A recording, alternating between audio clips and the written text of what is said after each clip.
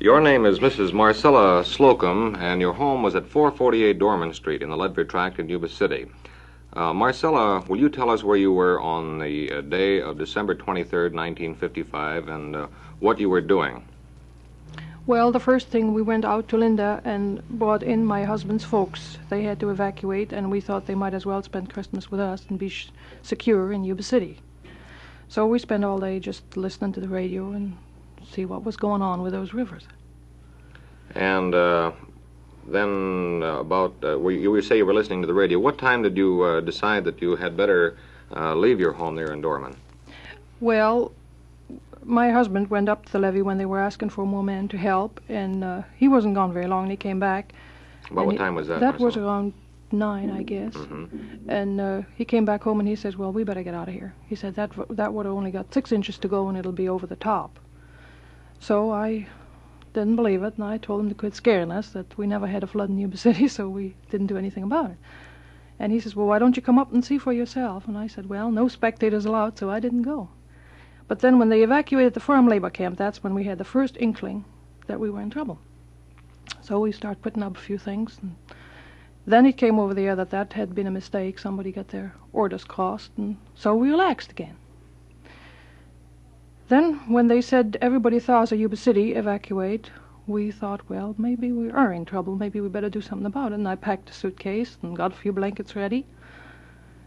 Then it said everybody south of Ledford Track out. And I grabbed for my suitcase, and we stepped outside, and somebody said, I hear water running. And when we stepped in the driveway, the water was foot high. We ran for the car, and it's a convertible. It's hard to get in the first place. We backed it out, and by the time we backed it out, the water was over the hood. So then we struggled to get out of the car again. We got across the street. The water pushed us across the street against the house, across the street, and the only thing we could do is get up high. So we helped my mother-in-law up in a tree, because she is an older person, and we thought, well, if we can get the old folks up first, we can handle it. We had her in the tree, and somebody's workbench came floating along. And my husband held on to that, and we thought if we could climb on that and then get on top of the house, we'd be safe. He had his father just about up on one side, and I was trying to climb up on the other side, when the people's car was sitting in the driveway, got pushed through the garage, door and all, and that made a terrific suction, and this workbench flipped over, and Dad and I were gone. We just tumbled and tumbled and tumbled, and I came up on Woodbridge. I saw this little oak tree, and I thought, well, that's for me. I headed for the tree and climbed out of the water, and I didn't think anybody was around there, anybody was alive. I sat there for a while and looking around, and I thought I saw a light up on the levee. And I was told later that was somebody had built a fire. So I hollered for help, and my father-in-law answered. He was in a tree not too far from me, but he couldn't climb out of the water. He stood in that ice-cold water for 4 hours. And so we both hollered.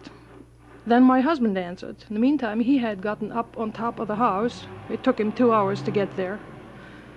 And he said he was on top of the house. Where are you? I said, over here in a tree. He said, well, Mom's in a tree over here, so we knew all 4 of us were alive, which helped. And then we all just hollered and hollered and hollered, and they said they heard us for a mile. And it was about 5 hours later when the boats came out and picked us up. They took us to the 10th Street Bridge, and from there a car came down and took us to the hospital, and they took care of us there. Well, Marcella, what was your thoughts when the water capsized this workbench and you went into the water? I thought it was the end.